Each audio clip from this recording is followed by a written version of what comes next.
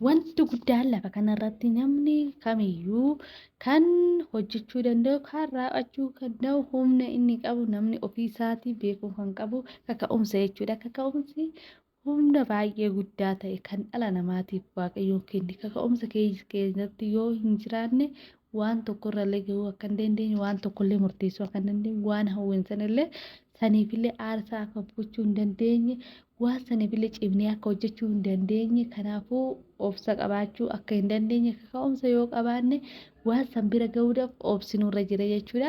Yaada negeetifaa nutti dhufellee yaada poozitiivaa itti fudhanna jechuudha. Kanaaf kaka'umsi baay'ee wanta nama barbaachisu keessaa dhala namaa keessaa humni guddaa kan ta'e kaka'umsa jechuudha. Kanaaf kaka'umsa keenya argachuudhaaf keessoo keenyatti abidda qabsiisuun baay'ee barbaachisaadha.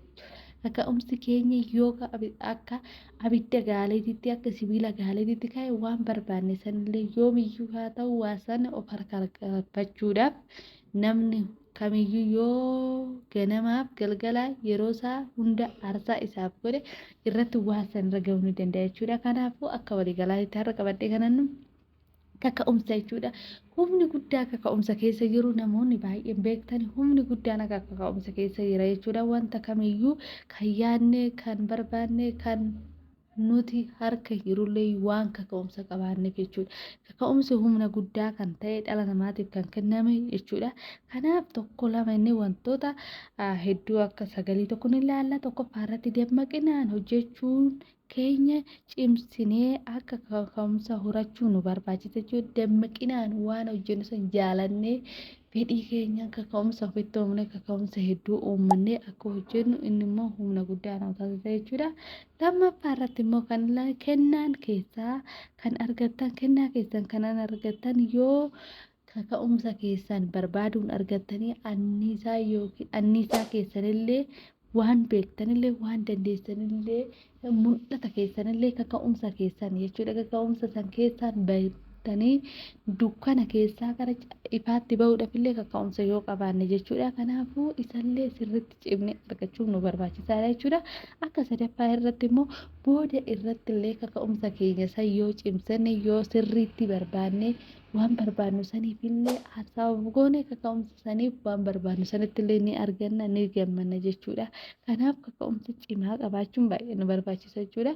Akka afuraffaatti immoo wanti hojjetan hundi cimanii hojjechuun akka kaka'umsi keenyallee dabaluu nu taasisa. Akkasumallee yeroo hunda nama mo'ataa nu taasisa. Yoo kaka'umsa hin qabaanne nama afaaniin bichaa nama kaka'umsa hin qabaanne nama waan yaadne nama waan karoorfanne irra hin geenye akka hin taane kanaaf kaka'umsa guddaa qabaachuun keenya baay'ee nu barbaachisa jechuudha. Kan biraa akka shanaffaatti humni guddaan kaka'umsa akka ta'e hubachuu keessan hin dagatinaa.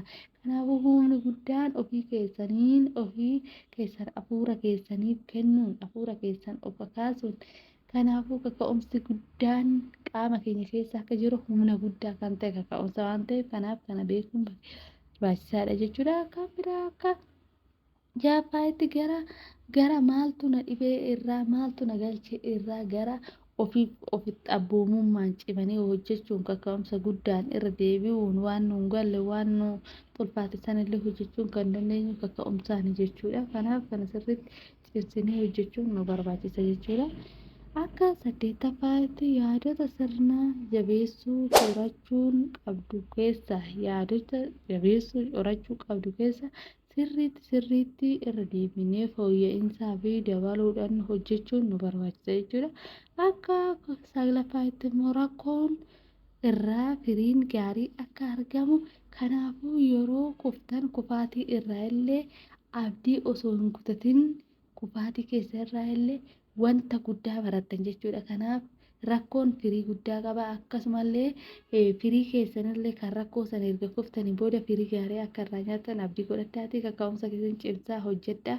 Hojjechuu qabna hojjennee ofii keenyaaf biyya keenya warra keenyaaf abbaa keenyaaf haadha keenyaaf obbolaan keenyaaf maatiiwwan keenya firoottan keenya hundaaf taanuu isiniin jedha. Akkurnaffaatti immoo kaayyoo keessan sammuutti qabaachuun yaaluun suuraa isaa sammuutti qabaachuun raa'ii wanta ati nan godha narraa wadda fuulduratti kanan ta'a jettu sanillee sammuutti qabattee yoo deemte kaka'umsi kee yeroodhaa yerootti akkasii dabalullee beekuu qabda jechuudha. Kanarraa kanaaf immoo waaqayyo kee itti kadhachuun kana nan yaade ati itti naa guuti jechuun nurraa eegama jechuudha. Yoo barbaanne nuuf kennamaa kanaafuu yoo nuti fedhii qabaanne rabbillee fedhii keenya san ilaalee waan nu barbaanne san nuuf kenna jechuudha. Kanaafuu namni akka yaadee jiraata jechuudha. Yaada isaa jiraata yoo yaada jireenya kedoon jiraadhate yaadni sun yaaduma waan sammuu keessa jiru. Kanaafuu waan facaaftee hammata jechuudha.